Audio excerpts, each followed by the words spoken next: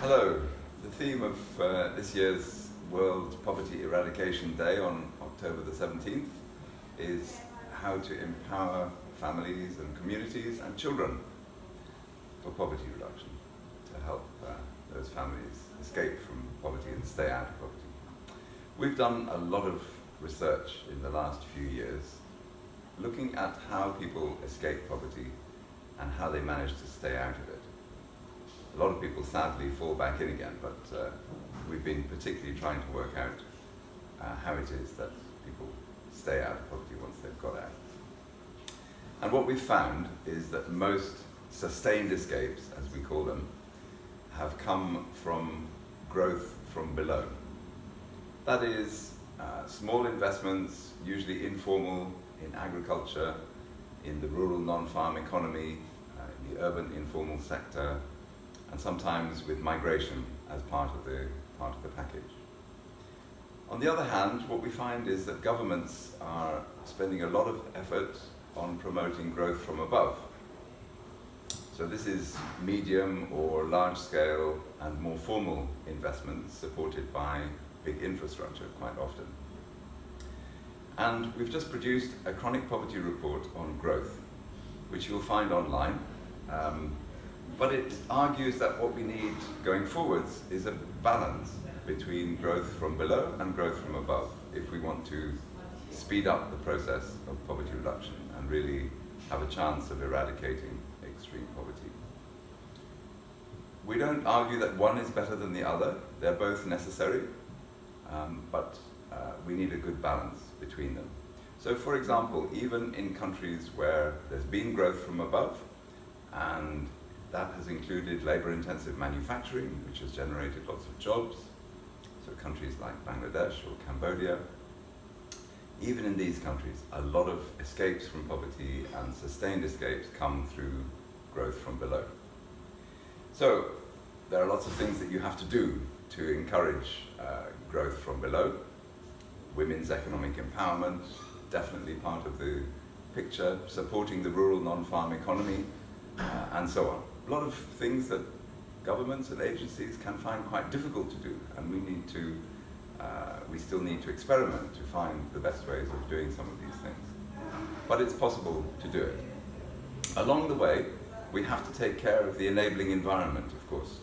So we have to think about human development, education, and health and social protection, protecting people against disasters, and macroeconomic management. And I just want to talk a little bit about macroeconomic management because I was very struck by how powerful this is in a recent visit to Zambia. Zambia, it's a country that we're just starting to work in. It's invested heavily in infrastructure over the last decade, hoping to diversify its economy. In the process, it's run up a substantial public debt in a situation where the income from its major export, copper, has been stagnant for years. So external debt has ballooned over the last 5 years, with interest charges also increasing very dramatically. And this has led to a foreign exchange shortage. The currency has slumped against the dollar, and we've got quite low economic growth this year.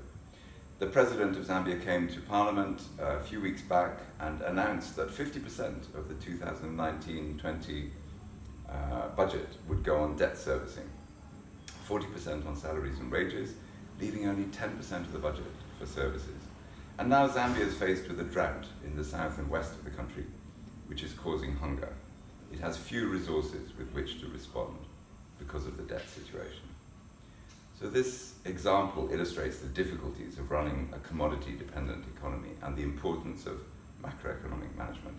It's never easy, macroeconomic management, but it can be done better or worse for poor people. We know that impoverishment goes alongside escaping poverty, and where it exceeds poverty, where it's greater than escaping from poverty, poverty can increase in net terms. Drought and hunger are among the main causes of impoverishment, so they clearly need to be addressed when thinking about macroeconomic management. And now there are other aspects of the enabling environment, and Vidya is going to touch on a few of these which are of importance to children and families. Thank you, Andrew.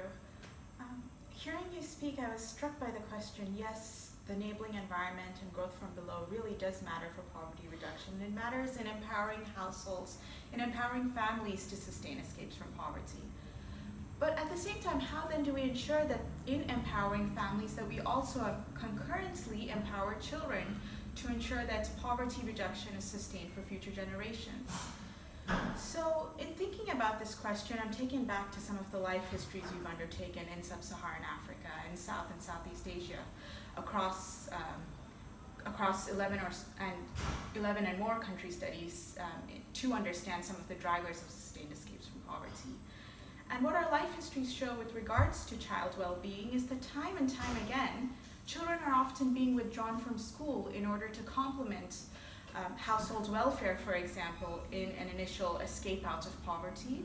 Or in other cases, there might be certain norms, community-level norms that might cause certain children, particularly girls, to be withdrawn from schools in order to maintain a status quo around a certain level of education beyond which there might be the potential for more girls being too educated, and thus might create quarrels in the households that might also contribute to decreases in household well-being.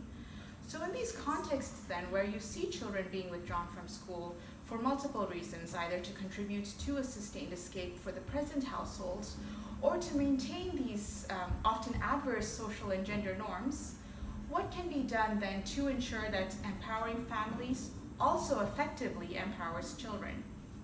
In other words, how can growth from below, the processes Andrew has just described, how can these specifically benefit children? Well, as Andrew noted, providing growth from economic support to households around growth from below is critical, as noted. Why is it critical for children? It's critical because it can free up resources for households then to make human capital investments for children, these investments which can contribute to child empowerment. What we also find in the chronic poverty report that Andrew had mentioned is that support to growth from below also involves providing an enabling environment. So yes, these components of macroeconomic stability that Andrew has described, and also building poor people's human capital and supporting the economic empowerment as well of poor women. And I specifically settle on this issue of economic empowerment of poor women because of the status quo in which we subsist today. Given a status quo where women remain the primary caregivers, typically responsible for the human capital investments in children, what we see is that the economic empowerment of women is moreover a critical link then in ensuring that escapes from poverty benefit not only the households but also specifically children. And a variation of this theme then also involves alerting men to the importance of collaboration with women, with their spouses, as this is one of a important route out of poverty. And social norm change as well alongside this to empower men as well as women to care more for their children. For example, for men to share the costs of education and food, particularly in instances of divorce, of separation, that might otherwise impoverish families. In other words, we have to address these underlying social norms, address these underlying systemic factors if we want to contribute to lasting change. So, to sum up, I would say that what has been described as growth from below is critical in empowering families, and specifically a gender-inclusive growth from below, moreover, can speed up the poverty reduction today, while also help ensuring improved child well-being that can sustain not only poverty reduction today, but more importantly, contribute to poverty eradication for generations to come. Thank you.